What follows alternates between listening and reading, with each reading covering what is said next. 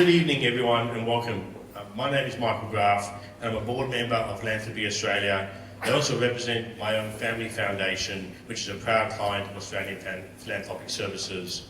It's so wonderful to see so many of you here for this special evening, a collaboration that is its first of its kind between Philanthropy Australia and Australian Philanthropic Services. Tonight we're exploring purpose, philanthropy and the power of persistence, which without my glasses trying to read this may be an effort for me. And we're joined by an inspiring lineup of panellists who embody these qualities, which you've just seen a little bit on the video. Before we begin, I'd like to acknowledge the traditional owners of the land we are meeting on this evening, the Gadigal people of the Eora Nation. I pay my respects to elders past and present and extend that respect to any Aboriginal and Torres Strait Islander people with us tonight. As we come together to reflect on giving and persistence, let's also recognise the deep tradition of generosity, resilience and stewardship that First Nations peoples have practiced for tens of thousands of years.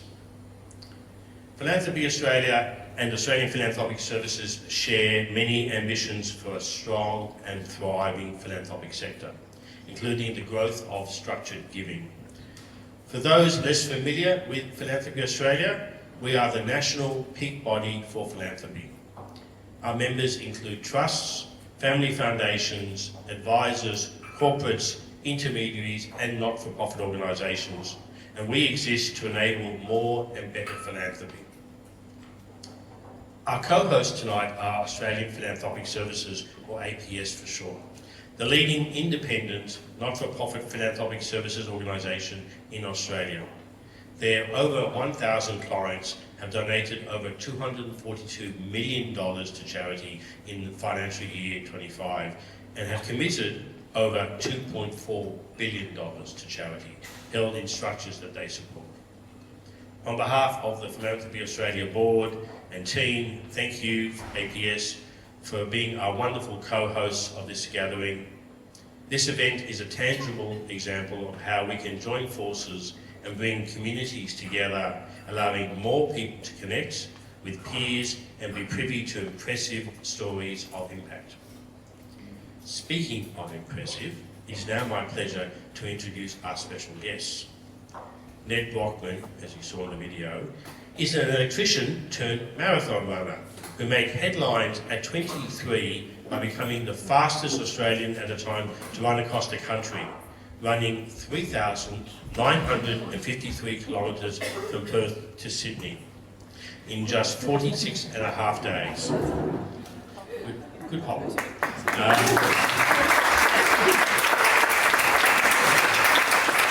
He has since published a best-selling book, Showing Up, and a version for younger readers, Rising Up, established a social enterprise, Nedd's Milk, and last year launched Nedd's Uncomfortable Challenge, which is how I feel about doing this speech, all of which continues to raise funds and awareness for homelessness. Noah Yang is the founder and CEO of We Are Mobilise, a national charity working to prove that homelessness is solvable in Australia, using direct giving to provide people in need with the right support at the right time.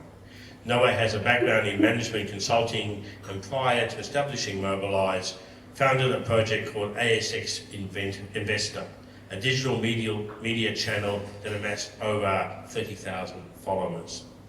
Leading the conversation with Nedd and Noah tonight is Fiona Higgins.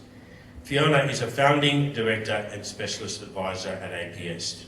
She is the author of 4 best-selling novels and memoir, and an endurance athlete in her own right, having cycled 16,455 kilometres around Australia for charity. Amazing. I feel very undone by all this.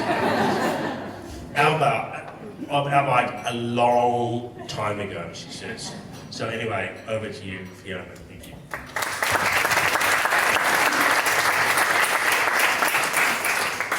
Thank you. Thank you, Mike, and welcome everyone to your not-so-ordinary Tuesday evening. There's a buzz in the room, and why wouldn't there be? We have an amazing venue in the Commons. We are gathered with colleagues and friends and soon-to-be friends. We're about to hear from 2 Australian impact icons. Let's hear it again for Nedd and Noah.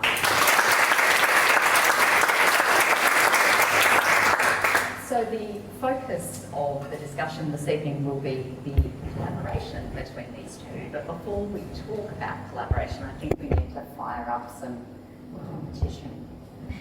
Here we go. Don't be alarmed. Oh, you go? Yeah, that's right. This is the moment for a bit of a group game. What I'm going to do is I'm going to read a series of questions, and it's a game of true or false. Just wondering about them. Yeah, we're all good. So, or heads and hips. We're trying to determine who it is who knows most about Nedd and Noah in the room. Because we know there are a fair few knowledgeable peeps in the room.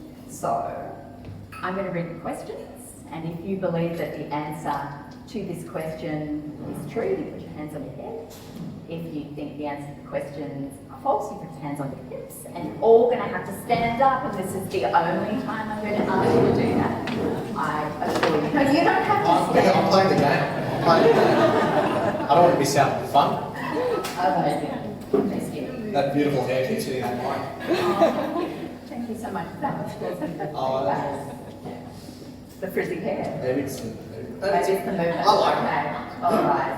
Okay. So, in a moment, we're going to crown one remaining human, Nedd and Noah's biggest Noah, or something like that.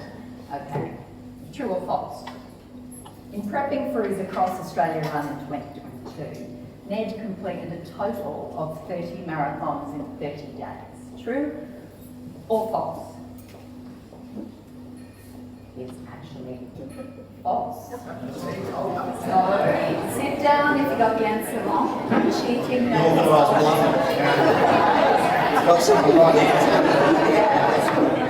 salt tax. How many did you actually? I've got 50 done in 50 days.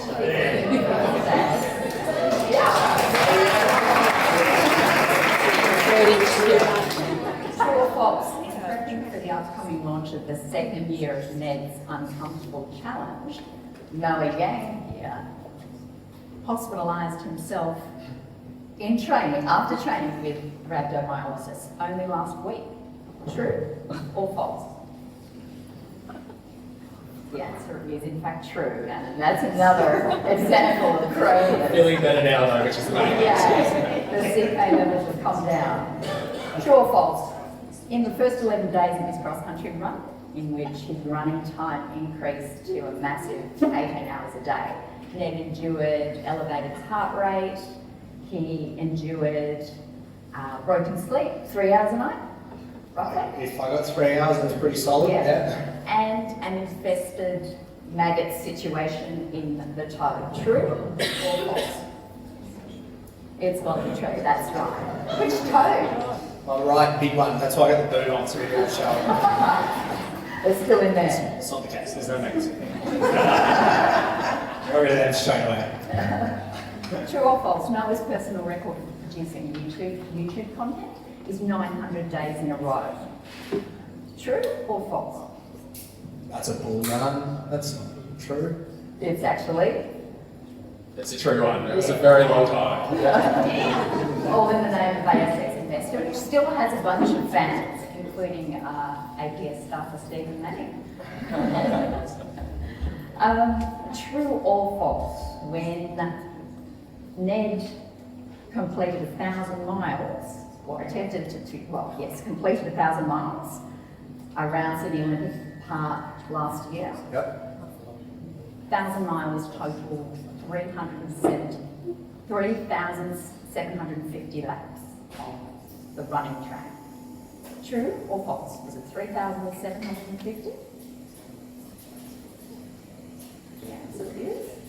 Do you remember? Well, I think it's false because it's like 3,760. 60. Yeah. Yeah. 10 laps out. See, these guys know detail. You're on good. Yeah. He knew there was 10 missing. There was 10 missing. That's right. When Noah founded Operation Mobilise, as it was first known back in 2017, he was a 21-year-old university student. True or false? The answer is. Cross the arms. You can't cross your arms. Yeah, that's I don't know what that is. Yeah. But you know. It's true, and we did have a name change as well. Yeah, Yeah. we are Mobilise now. I was not that virtuous at university. I feel like I need to be a better person. True or false?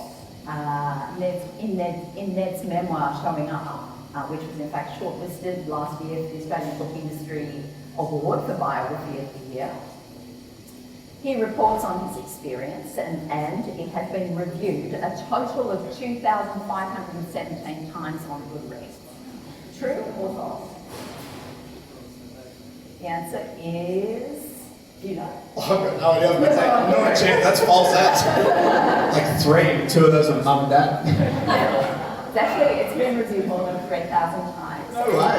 And the last comment posted was, if this book doesn't inspire you, then I don't know what will. What a fucking guy.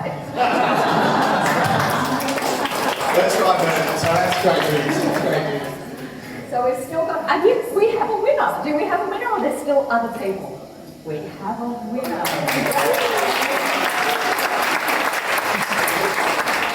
And you get a book. That's right. Is it signed? There's a Google review page you need to yeah.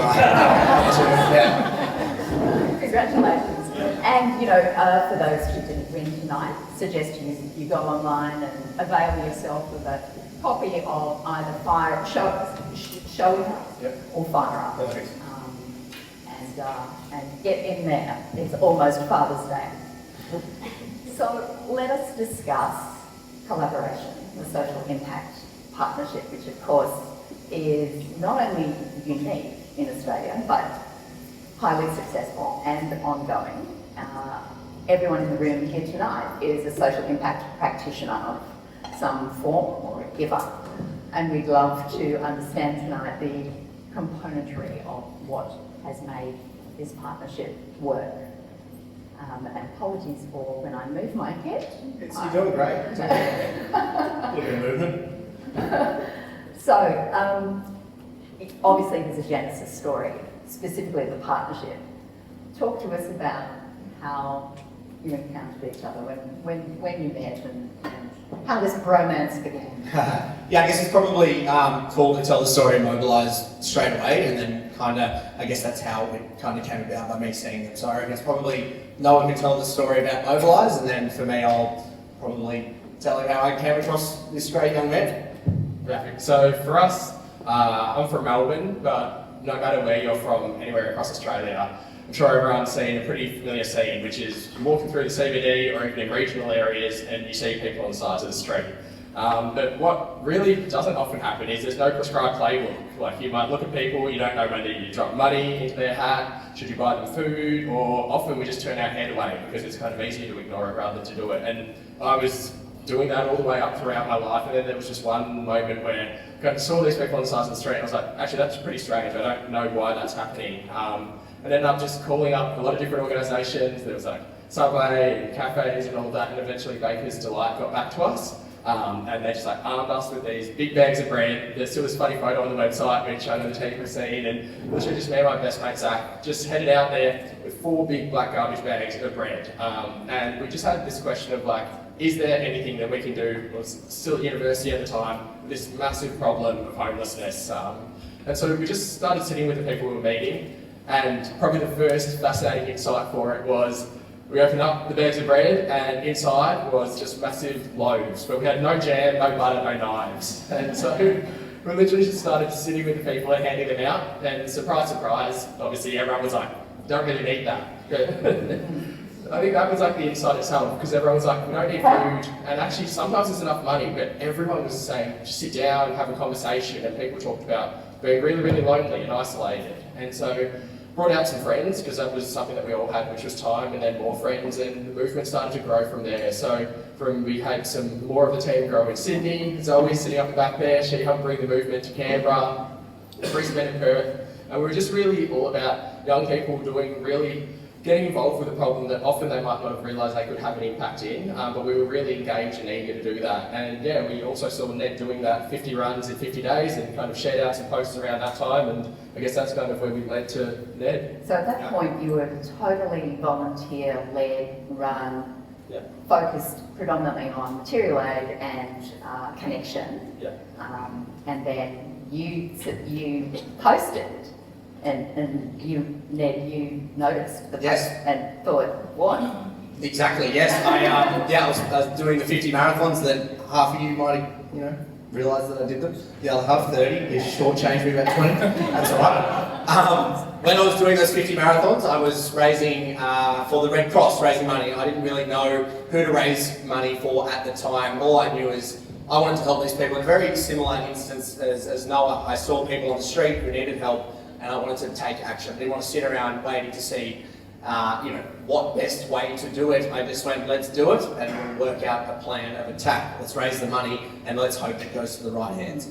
And throughout the process, I learned a lot about myself. Very young, very dumb, but very stubborn too. And I got the 50 marathons done. But in the same time, Noel reached out and shared my story, saying, doing this for homelessness. And off the back of that share, he said, if you ever do anything again, we'd love to collaborate. So I left that in the back of the mind. And then a young, dumb, stubborn kid went, I'm going to run across the country. And I said, I want to raise $1 million for a homelessness organisation. And it prickled my brain that Noah was in my DMs.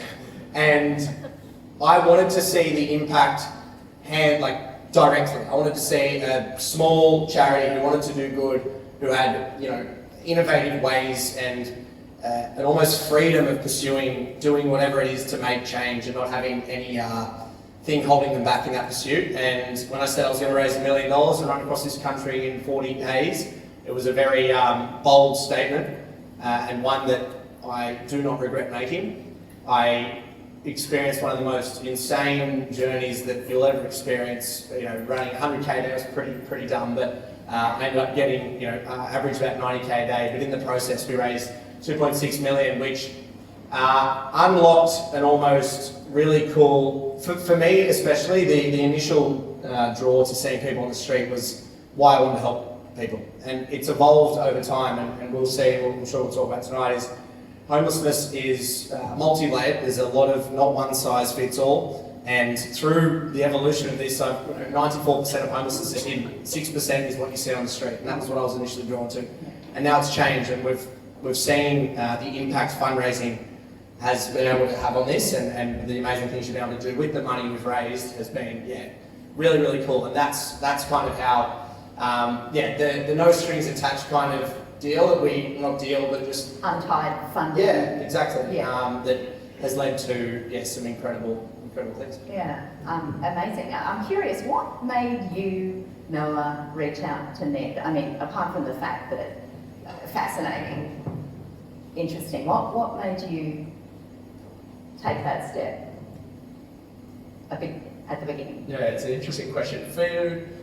I think all the way throughout our movement from the very first days where we literally just headed out there with bags of bread. From there, we were kind of like, what can we do? We need to raise awareness about this. And one of my other best mates, Chris King, we just started heading out onto the streets with a camera and just raising awareness about hey, did you want to share your story? Let's get this story out there. And we were always focused on being brave, diving into the problem and just seeing what was possible. And we realised pretty quickly, one of the first, insights that we had was that young people want to help, but often they don't know how.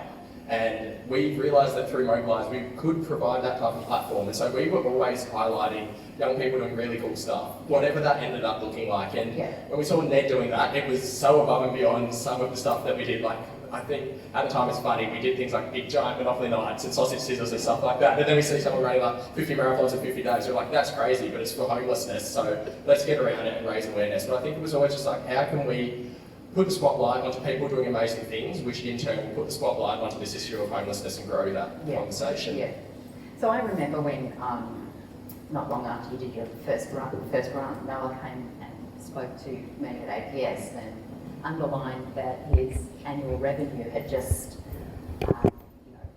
increased by 300 times. So pre-Nedd's run, it was, very... $6,000 in the bank before Nedd ran, and a head full of dreams, but definitely, we were blown away by that. But And there was so much that a charity CEO could, any number of paths that Noah could have and his team could have gone down. And I was very impressed by how you went about thinking it through and where you landed. So I wonder if you could share, how did you go about thinking about this very good problem to have? We have been very introspective over the past few days. I know the team sitting around here, we've been thinking about this next evolution, because we are really heading in from, we had the initial building phase and the excitement of that, and then the scale up, and we feel like we're going into this next era. And so obviously we've done a lot of reflecting on kind of what that was like and what that period was like. And I think something that's really fascinating, and at the time, it probably didn't feel like it because we were just doing what the right thing was, but on reflection, it's really interesting, was when Nedd obviously went for the run and the funds were raised, the easiest option for us was just to build up a bigger outreach. So we already had teams across the country handing out bags of bread, handing out clothes, and no one would have judged us for it. And Expand more of the same. exactly. And interestingly, that's often primarily what funding or grant applicants ask for from philanthropic foundations. They say, we've got this great program and the need is so great, please fund us to do more Yes. of that. But you didn't go down that path. Correct, because we knew that if we were given this, it was a once in a lifetime opportunity. We'd had these dreams for, at that stage, 7 to 8 years to make this impact. So for context, we had that $6,000 in the bank, and about 6 months before it, I've got a very Asian mum she was very much like, you're going to study, then you're going to work, you're going to make me proud. And I was in consulting before it, and 6 months before Nedd Brockmann, I kind of just quit the job. I just went all in on Mobilise, and we were just like, let's see what's possible here. And we were sitting there, there was 30,000 plus Australians who had donated all of the support. Nedd had gone on that run, and we knew that we just needed to do the right thing, to be brave, and not only to make them proud, but to do the right thing for everyone out there. And so that wasn't building up bigger outreach model and doing what we'd done. We had to look around and say, with this opportunity, how can we truly try to solve homelessness? And we realised that the homelessness infrastructure around Australia, it's incredible. It's been invested into heavily, but obviously there were still some gaps in the system because unfortunately we're not solving homelessness yet. So we looked around the world and there's this methodology called the direct cash transfers. It's super simple. If people are experiencing poverty, you give them cash to pull them out of poverty. Works really well in a place like Malawi. It costs about $600 to pull them out for a range of reasons that hadn't been tried in Australia. We've got the stereotypes and the perceptions. What's someone going to do if you give them money and they're homeless? But we knew that if it was worth it, if we could try it and if we got it right, the upside would be so worth it because there's so many people out there. And homelessness isn't just that man drinking out of a brown paper bag on the side of the street with all the stereotypes. There's a 94% who are hidden. And so we built for, it's now been 3 years, but we built through the first year and a half or 2 years in stealth mode, essentially, where we weren't talking about what we were doing. And we got so many messages about where's the funding gone, where are you spending it, how's this going? And we knew that it would be easier to just do what people expected, but we just kind of blocked out the noise and said, like, how can we actually truly change lives? And so, yeah, we built an Australian first suite of direct giving programs, which are transforming lives every single day, and we're incredibly proud about the decision that we made to really try and solve that problem, and yeah, we're seeing fruits of the labour now. And my understanding is that, in terms of the international evidence base, it's not direct cash transfers have been demonstrably successful, not just in emerging contexts, microcredit style contexts, but in the UK and in Europe. It hadn't been trialled in Australia before. And you received some funding from Paul Ramsay Foundation to evaluate the pilot of the direct cash transfer once you had, after post-stealth mode, built the system and the product and the tech stack behind it. What were the findings of the pilot, and can you share a little about that? Yeah, for sure. I think probably the most significant aspect of it was Paul Ramsay Foundation funded us to do this assessment because they were very interested in the direct cash transfers as well. People had seen it emerging, as you mentioned, overseas in the UK, Canada, America, but they hadn't come to Australia. And probably the biggest finding of it was they refunded us for a second evaluation now for a scaled up version of Mobilise Match. Which has just started.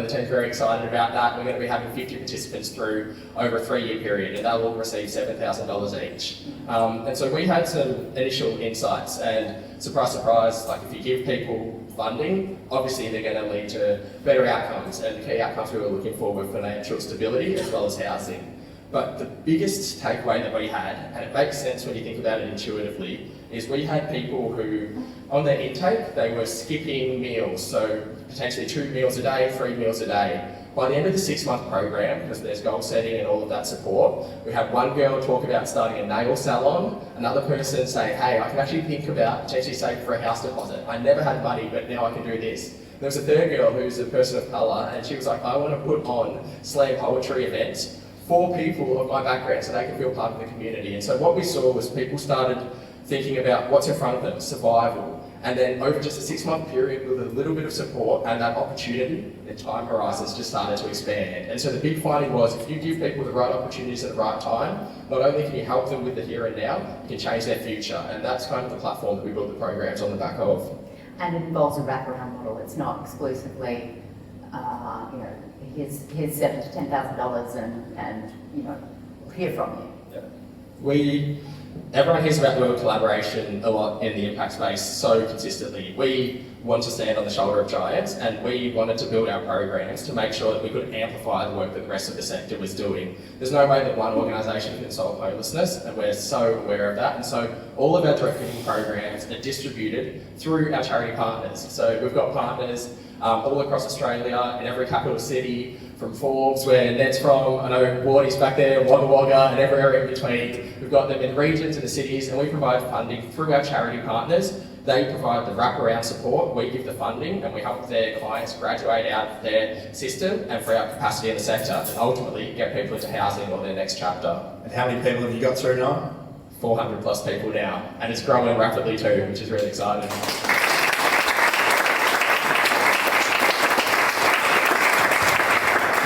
So while you were investing in the direct cash transfer prototype, Nedd, you were doubling down on your commitment. Being dumb again and running. Yeah. No, that's not true. You were actually manifesting, multimodal philanthropy. Yeah. You were giving you'd raised a lot of funds, but then you thought about, well, actually, maybe there's a passive income opportunity here. Yeah. You started a social enterprise, Nedd's Milk, and then you wrote 2 best-selling books and donated a proportion of the royalties, which again provide a passive income stream. And then you turned around and designed Nedd's Uncomfortable Challenge, which is designed to bring less outlying Australians with you on the impact journey and to push themselves. Was this all part of the grand design, or how did you... Yeah, I often get asked that, and there seems to be this idea that there's this roadmap on how to do this, and there just absolutely isn't. There's an eagerness to grab the hell out of life and live every single moment trying to chase down hard things and overcome them. There's an element of wanting to do good and help people, because that is a selfish, amazing feeling, helping someone without wanting anything in return. And whatever happens from that, great. And what has happened from that is there's been a weird, the excitement around wanting to write a book. There's been a documentary, there's been a milk company of all things that I've put a lot of my time in. I love chalky milk, it's one of the great recovery. Shout out Big Milk. The milk, the same thing. I could have done a deal where we take a lot of cash and go, thank you, I'll be the front of your milk. But I mean, why not shake it up? And that's not a but like a lot of, I really love milk, guys. I really love milk. But there's a lot of in that industry no one gives back. And I was like, why don't we start our own and give back with every bottle? And yes, it's incredibly hard. Margins in milk are extremely tight. But I'm forever grateful that every deal I do, every whatever I do, there's always an element to giving back. And I think the biggest one is the Uncomfortable Challenge. Off the back of doing these big events, I felt this groundswell of support, and people wanted to do something off the back of it. They didn't know how to use the inspiration, and I never did this to inspire. I guess I did it because I wanted to do it and I wanted to help. And what I feel from that is this, euphoria of completing something that was so almost out of this world and so almost impossible to attain this completion. 1,000 miles around the track was, one of the gnarliest, if not the gnarliest thing I'll ever do in this life. It was 400 metre track, 4,000 times, was the most fucked up shit ever. But off the back of that is people are drawn and watching because the reward I got from completing that was out of this world. And so off the back of the Oz Run, I remember this as a, probably the main reason I kind of kicked this into gear was this little girl named Charlotte from Geelong. She watched the run across Australia and said to her mum at the time, she wants to run across Australia as well. Her mum said, that's great, we're 5, let's not do that. But she wanted to help and she wanted to do something. So she ran a K a day around an athletics track in Geelong for 30 days. And she ended up and was raising money for At 5. At 5. Wanted to help, wanted to do something with the inspiration and wanted to give back. And she raised $5,500 for an organisation in Geelong that fed people doing it tough in Geelong. And off the back of that, she got into the Geelong Advertiser, the local paper, and the local government called me into what she was doing. The Outpost, which was the organisation, actually shutting down at the end of that year that I finished the run. But because of her, just this little girl taking action because she wanted to help, kept Outpost open because they secured government funding. So just through this little girl's actions, it's translated to this ripple effect of people getting fed.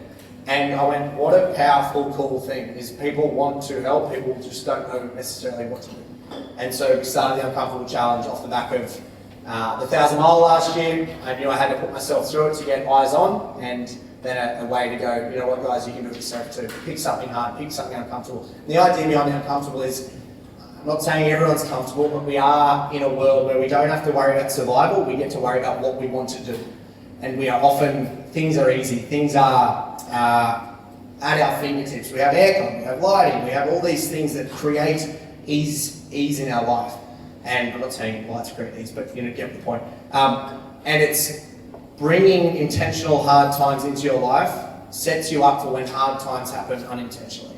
And if you choose to do something like that over a 10-day period, the elation you feel, you can apply that to lessons in things you don't, that might not be in your control, and doing it for good, doing it to help people, while raising money for those experiencing homelessness was like, that we've got it, that's what we're going to do. And so, yeah, we're in the second year of that. We're trying our best to get as many people to sign up and feel what little Charlotte felt doing the 30 days. So, yeah, the kind of idea behind that is to allow people to have a bit of a lens into what I live and breathe. Yeah. I love the idea of having to attempt to create some friction in this world in which, well, in our experience, there's, it's reasonably frictionless. Yeah. A lot of the time. And it's been created that way, and that's where it's important to, choose hard, take the road of most friction. I'm in this boot, everyone's take the lift. It's like, no, I committed to take the stairs, take the stairs. Well, you just hop do hard to the things. school. Yeah, Yes, and that's just the message I'm trying to get across, as much as do good for others because it feels good. You could have chosen a different social enterprise model, and you didn't. You chose a very generous one, in which you donate per bottle, whereas there are other deliverers of social enterprise that commit to a gift as a percentage of net profits, post-tax. Yeah. So you have to be generating profit in order to make the gift. And you chose right from the beginning to simply, as soon as the milk gets produced per bottle. Yeah, just not the same thing. Yeah. And that was not something that you had to do. You chose to do it. Yeah, totally. I think it's, we don't leave without money. We don't, I can, there was plenty of brand deals coming my way after the run across Oz, which was an odd, unique experience. I never did it to be, recognised even in the slightest. And running into Bondi with however many thousand people were there was so insanely unique. And upon it happening, I wanted to leverage it to help as much as possible. That's absolutely it. And even after the 1,000 Mile, yes, we live streamed it against my will, James, but we did do it. No, we live streamed it so I could prove that I took every step, and people could check in. But when I finished that run, there was no one there. There was not a single soul. And so this isn't about, if I could do all this without being known, I absolutely would. But the byproduct of doing this amazing work for this amazing charity and hopefully making a dent in the issue of this homelessness, I'll be known, sure, no worries. Yeah.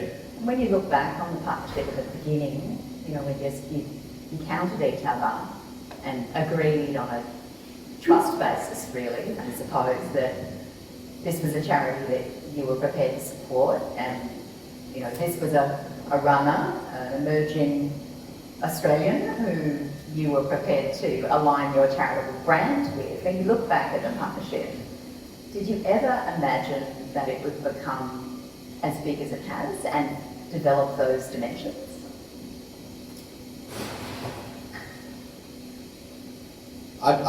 You can't say I thought it was going to be anything or nothing, but I do think when you throw everything into something and you will not take no for an answer, it can be whatever the hell you want it to be. And I think what we've been able to see through taking a leap and being innovative with the way they're distributing the funds and trialling something that people told no, it was silly, it was ridiculous, it was a really not a great path to take because it doesn't work.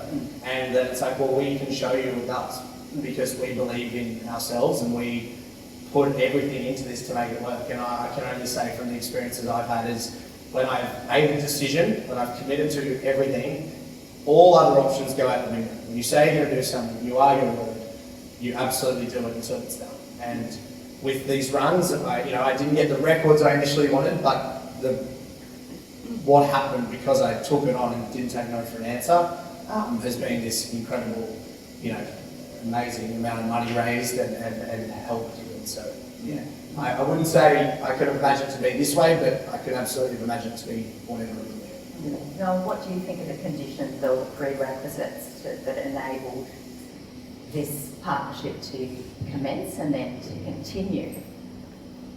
Yeah, it's a really interesting question. I think it's been unlocked because we've just been able to focus on doing what we think is that right decision there, and that comes from the unconstrained funding, the trust, the opportunity. We had the opportunity to just actually think, look at the drawing board, look all the way around the world and say, how can we get closer to solving homelessness with the funds there? And I think that's been a really, really special thing that we haven't taken for granted as well. And I think if we had these dreams in mind back in 2022 and we were like, this is where we want it to be in 2025 or at this time, we would never have been able to just actually follow the conversations, follow the questions, follow the opportunities and to build what was the right thing. So we've never been kind of very steadfast on, hey, this is exactly what it's going to look like or anything like that. For us, we just wake up every single morning and think about how can we help the people facing homelessness most and best, and now we've got this incredible platform on the back of all of this to just continue running at it. And I think that is the magic in it, is we've just been given that opportunity to just look focused straight at it and go towards it.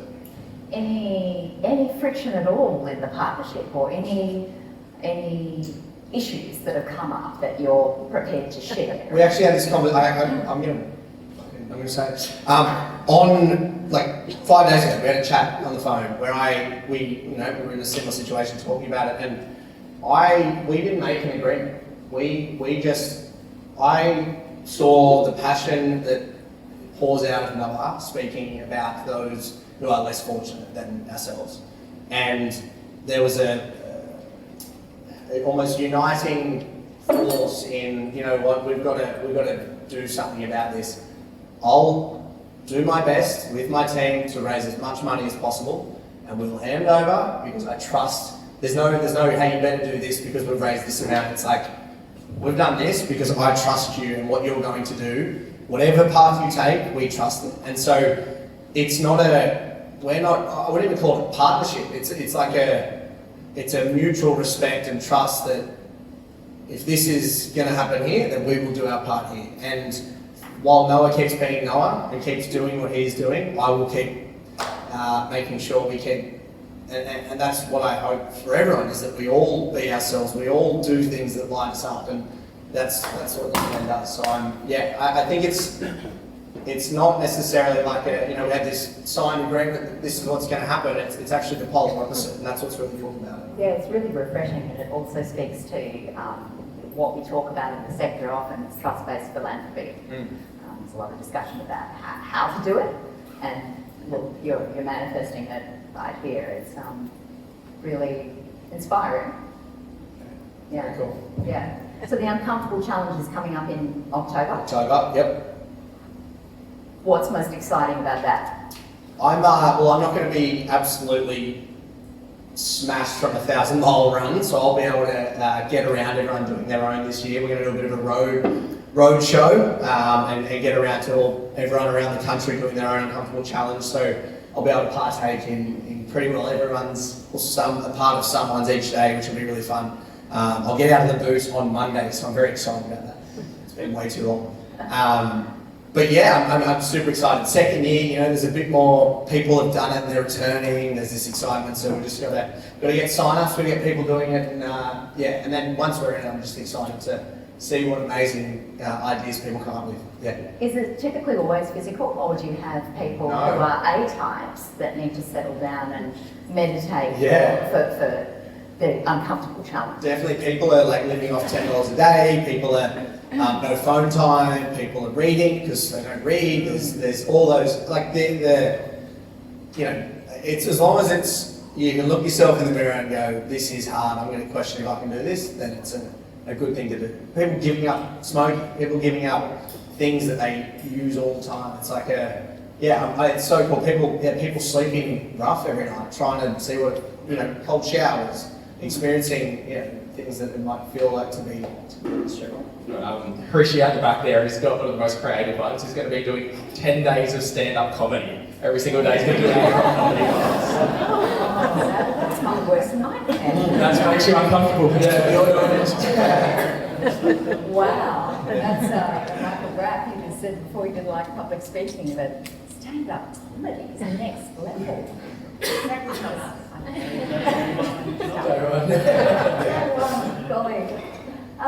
Now, tell us about writing a book, or 2 books.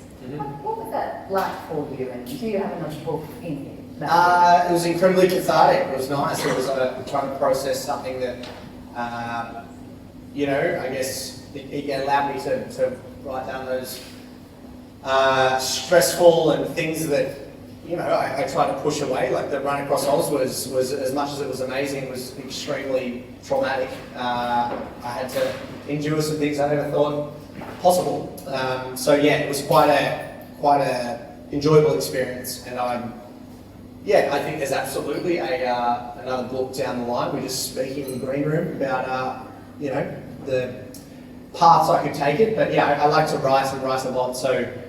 This brain's very busy when I'm not training, so it's very cool right now. Nedd writes by hand on paper, which is... The old analog. Yeah, that's fantastic. Tell us about, Noah, what is coming for Mobilise. You've just released a strategic plan, a new strategic plan. You've helped support in 400 clients, is that right? Participants, yeah. And then there's a goal for 10,000 by 2030. There's a tech stack to support that. Can you, if you'd like to, unpack the tech stack, but also how do you go from 400 to 10,000? So a lot of that building was part of that 2 years of stealth mode. As we talked about before, we could have just handed out that $2 million initially and it would have been all well and good, but then we wouldn't be here, and most importantly, we wouldn't be able to make that sustainable impact for years to come. So we spent a lot of time doing that, building the CapEx up front, and it looks much more like a corporate investment where it's like, we'll do the CapEx up front, we'll wait for kind of that investment to pay off in terms of evaluation, measurement, technology, building. But what it's meant is that we're now able to go exponential. And so the first few years of the Mobilise journey was the investigation. We had thousands of conversations with people across the country, and we were able to learn about how we could make that impact. And then years after Nedd's first run was really that building phase. As we talked about, we've had 400 people into programs. We've got our national charity network well and truly established. Everywhere across the country, we can provide funding to people wherever they are, when they need it. And so it took us around 20 months to hand out the first $1 million, which we did recently. By the end of December 31st, so in the next 6 months, we'll have handed out our second $1 million. And from there, it's going to ramp up exponentially. And that is all enabled by the tech stack. And it's not, the Silicon Valley technology application, but to understand it, you've got to understand what the charity space conventionally utilises. And so there's a sector that is very overburdened on capacity-wise. You've got to spend all your time thinking about how you can just help someone. But people are currently transcribing a lot of their notes via pen and paper, similar to their analog-wise.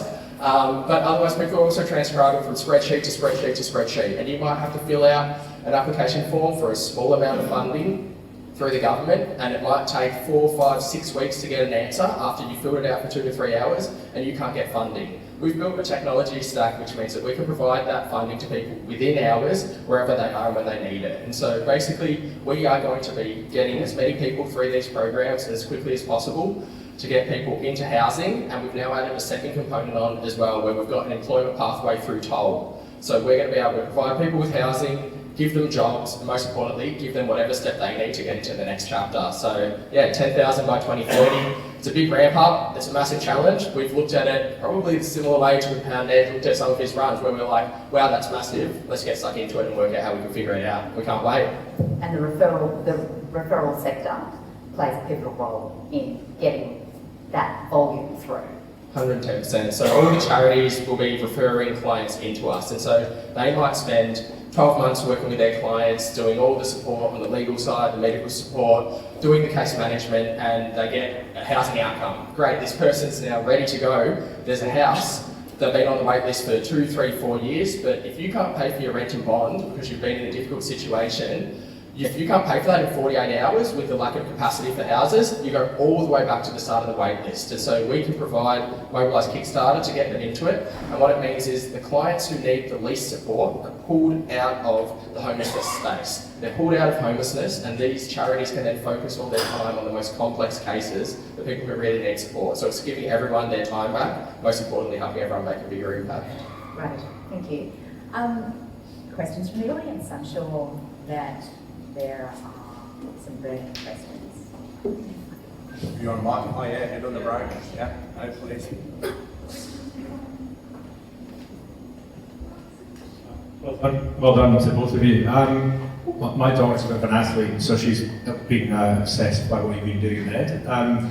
She wanted me to ask you about the sort of trade-off between the physical and the mental aspects when you're doing one of these challenges. And I guess listening to you, I'd like a little bit about just to sort of maybe relate also when you talk about doing hard things and relating that to doing good things. Yeah, the trade-off is what it is. So as much as you should, and we are very aware of our mental health these days, I think there's a component of when you say you're going to do something, that is the cost of doing it. Everything else, once you surrender to this run across Australia, the cost of that is everything that comes with it. And often the mental stress and I guess at the back end of the Oz run, I had this, I kind of, for as long as it takes, you kind of double that, and that'll be the downside of this massive event. So it took me, 46 days to run across. It was about 100 odd days before I kind of stooped out of this load. Had the massive high of running in, massive high of, my whole life kind of changed, and I didn't really know how to, take it all in. And then a week later, it kind of all came crashing down, and I was like, oh my God, I've never experienced this. But off the back of that, I kind of, without these massive lows, you don't experience these massive highs. So it kind of is what it is, I guess, and looking at it from that way. But then also kind of having we have such a huge process into these runs, like a training block, we have structured plans in, but you have no structure out of them. And so off the back of the 1,000 mile, I kind of had to, make sure you put in physio, catch up with mates, and actually like pencil it in the same way you pencil stuff in the way into it. Off the back of 1,000 miles, that was probably the darkest I've ever been. But again, it was one of the most, what I've learned about myself and the things and the experiences that I've got from it far outweigh it. So it is just what it is. And I guess in the same way a good moment passes, so does a bad moment. If you can sit in a bad moment for long enough, it'll eventually be light again. So And what was the question about doing good? It was just, yeah, again, it's a complexity of like, I've committed to this. Yeah. How much the motivation comes from. Oh, right. Yeah. Yeah, as much as I think it's there, I actually don't lean on it at all when I would say I'm extremely tough on my word, like almost far too much. But it's got me to where I am. So it's my biggest strength, and it's also my biggest weakness, is that when I say I'm going to be there at 7 a.m, I'll be there at 6:58. When I say I'm going to take the stairs, I always take the stairs. When I say I'm not going to take my coffee cup, I will never have a take my coffee cup. And it's like, that is what gets me through a really tough time, is my commitment to the decision. That's it. And as much as it is a driving factor, I want to help, I'm going to do it anyway. And so I want to make sure there's benefit from doing it. Yeah. Some would say that both of you are outliers and very purposeful. From whom or from where do you track this incredible sense of purpose that both of you manifest in different ways? Yeah, my answer's actually changed very recently. It's still the same answer, but I've done more thinking into it and understand it better. So up until pretty recently, I would have said, so we grew up with not a lot, and Mum was always kind of this incredible guiding light, and she always used to say to me, when we get out of this, like when we get through this, as Ned said, you know, get through difficult times, there is going to be light on it. There was never even any doubt in her eyes. She just said, when we do, we've got to work out how to give it back. And so my answer up until about 4 or 5 weeks ago was, because Mum used to say that, I was following that, and we're here to do it. And it was pretty good on the surface level, but I've realised more and more as I've spent time thinking about it, what Mum was giving to me there, it wasn't even the fact that she was just saying, hey, when this happens, we can do it. She was saying that there was no doubt that we had the ability to make an impact on the world around us. And Mum was the type of person who filled me with the belief that anything was possible.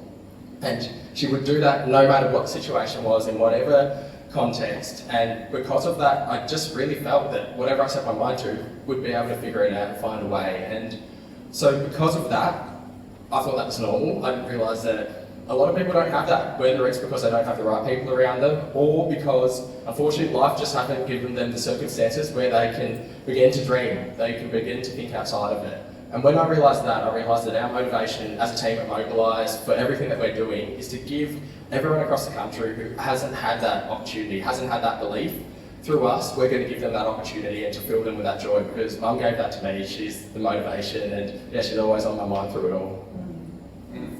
Your mum, I would say Mum, yeah. has, well, I remember reading an article on Mamma Mia, and your mum had authored it, and she talked about the experience of watching her son suffer, you know, purposefully suffer. And she was so supportive of you, but also had that parental concern for your welfare. Yeah.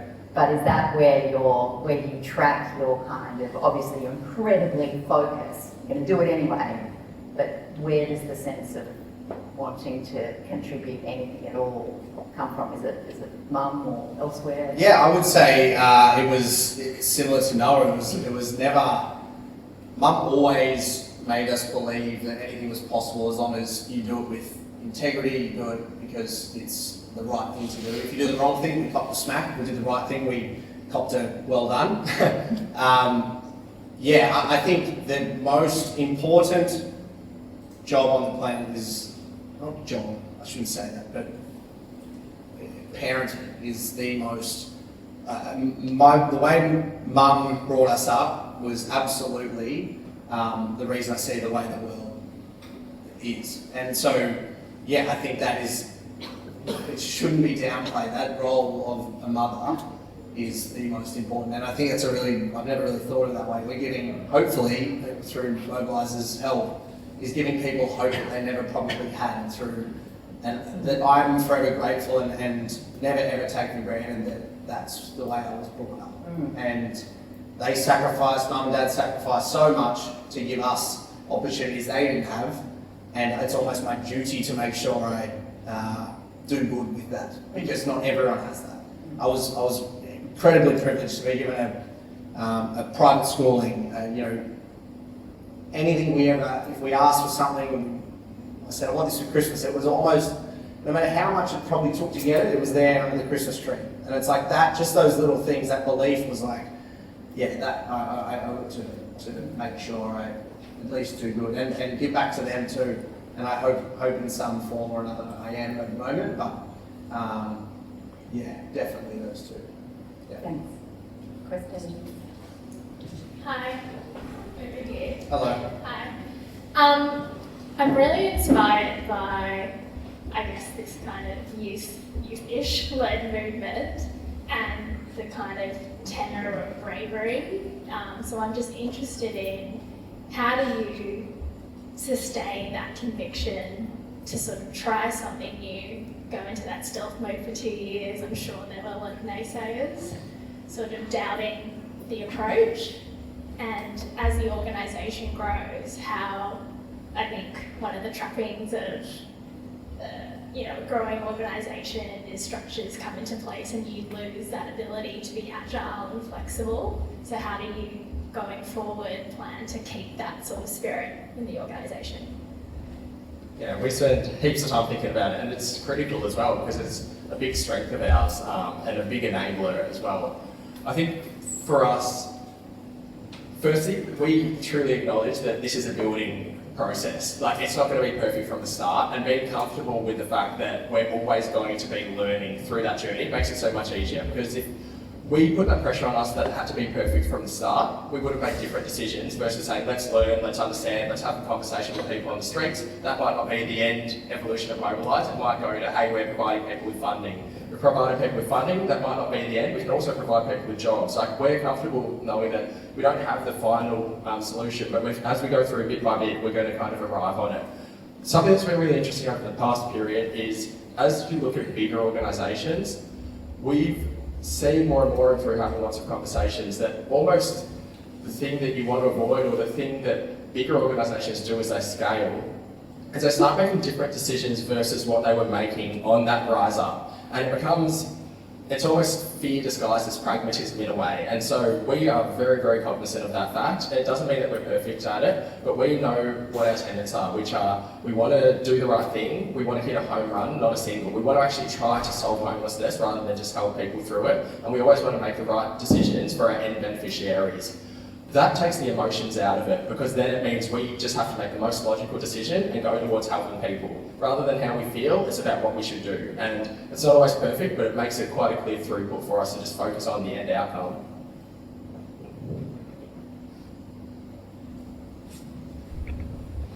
Well done, guys.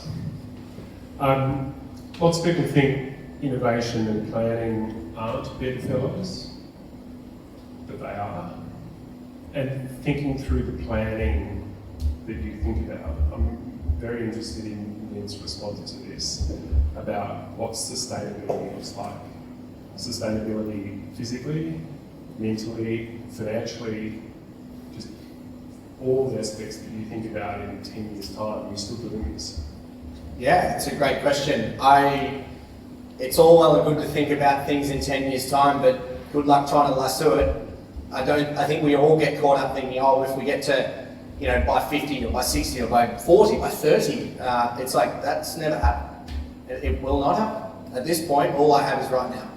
And it's all well and good to try and, I think it's important that we future-proof, it's important that we do that. But if I waited 20 years before my body was well ready, well able and equipped with all the ability to run 100k a day without getting injured, I wouldn't be able to have the impact, because it's not in the doing of the thing, it's in the improbability of doing the event that by the grace of God I get it done. It's like, oh my God, now look at the impact of that.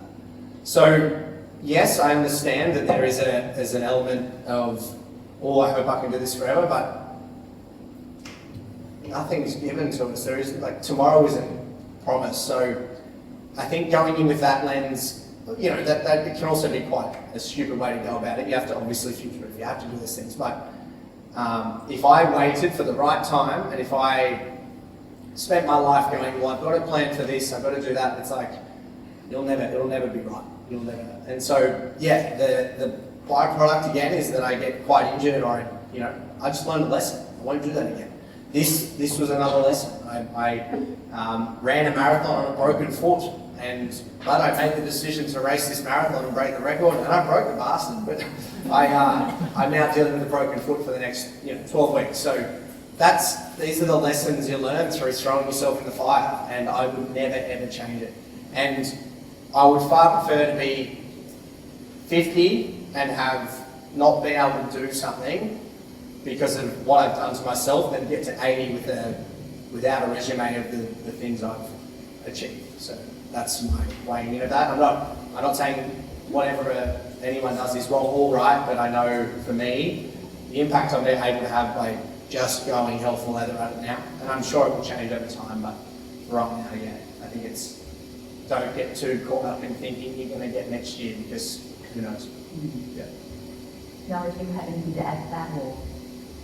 I guess from the Mobilise perspective, we are steadfast on the end outcome, but flexible about the process there. And that doesn't mean that we're changing from place to place to place. We've got a very regimented strategic plan. Danny, I've spent a lot of time building that out, so we're very clear about how we want to get there, but we understand that if we have that clear end goal in mind, and we've also got that North Star of let's get 10,000 people through the programs, the way we have to get there will reveal itself through the ways and through all of that conversations. And so, yeah, we're excited. Our North Star in that aspect is 10,000 people through, but we want to change the way that impact is seen and done. And that means that if we can help people facing homelessness have their perception change, if we can unite sector together and get involved with different types of corporates and all of that, the way will reveal itself. And so we're just continuing towards that North Star.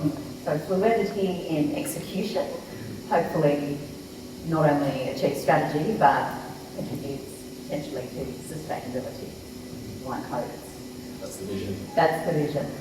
Thank you so much, both of you, for your authentic and inspiring contributions this evening, and for taking us through the componentry of not a partnership, but a mission alignment, heart alignment, and trust-based philanthropy in action. Thanks so much.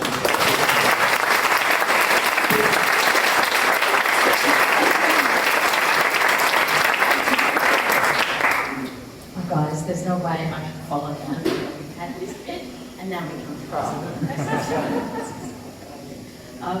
look, what a fabulous conversation, truly. A brilliant social impact initiative, inspiring, thoughtful, exciting, fun, entertaining, all of those things. And there is no one in the room, probably no one in the room, who is less likely to run a marathon than me. But if there was any doubt about that, I think the maggots probably couldn't. I don't think people who run marathons get back to their side, but I'm going with it. very nice. My name is Judith Fienda, and I'm the CEO at APS. What I'm taking from that conversation, which was so fantastic that we just heard, is that collaboration can be a bit thorny sometimes, but it's not impossible. And that what you have shown us is a great collaboration requires a couple of things, maybe, and that is you stay in your lane, you figure out what it is that you've got to offer to the collaboration, and then you execute that extremely well. To cultivate respect and genuine trust on both sides, I heard a lot of that this evening. Nedd seems to embody, as you said, trust-based philanthropy, entrusting the Mobilise team to use the funding he's generating to greatest effect, because he recognises that no one knows more about service delivery than the charities themselves. Equally, Mobilise has had to trust Nedd, especially at the beginning when Noah had to make a leap of blind faith in partnering with a relative unknown runner at the time and sitting with the discomfort and risk of trying something new. Don't worry about the number of pages, it's in 20-point font. 2 minutes. Thank you, Nedd and Noah, for your generosity in showing up tonight, truly. Waiving your speakers' fees that might otherwise be going to Mobilise, and prioritising this event over the many other exciting opportunities that no doubt you could have spent your evening doing. We can't wait to see where you go next. It sounds really exciting. Thanks for sharing that with us, Noah, about what comes next. As a small token of our appreciation, we have for each of you a copy of Philanthropy Australia's Stories of Giving, and we hope you enjoyed reading about the myriad impact practitioners inside those pages. Maybe your partnership, PA people, maybe your partnership will be featured in the next edition. Thank you.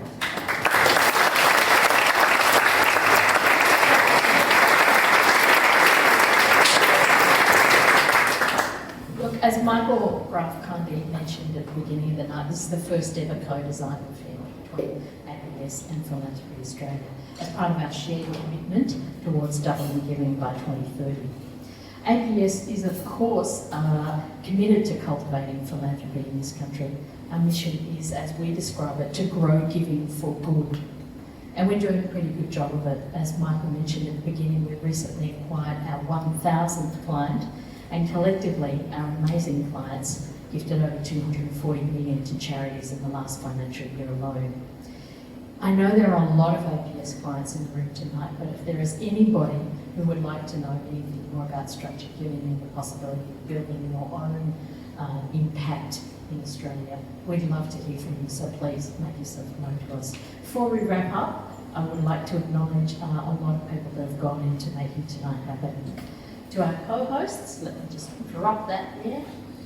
To our co-hosts, PA, thank you for contributing to tonight, including the terrific catering up the back there provided by Too Good. Thank you, Michael, for your generous opening words and your ongoing support of the philanthropic sector generally and of APS. It's much valued.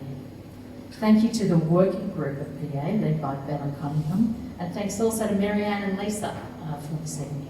To Cliff Ho and the team here at the Commons, thank you for being such exceptional venue partners. Without the venue, we could not have held tonight. We don't have space anywhere else this size. We're also grateful for your supply of a professional photographer tonight. And we'd also like to thank Mike DeGarma Pinto of the Benjamin Duncan Group for connecting us to Cliff and his team. To the team supporting our speakers, thanks to the Mobilise team members here tonight, and a special shout out to Nelson as a videographer. Huge thanks to Bursty and Nedd Brockmann's team for allowing us to borrow Nedd for their evening. To the team at APS, enormous thanks to Nikki Allen and Sharon and Pauline, who put in hours and hours of planning. And before we go, a special thank you to our own Fiona Higgins. I know how much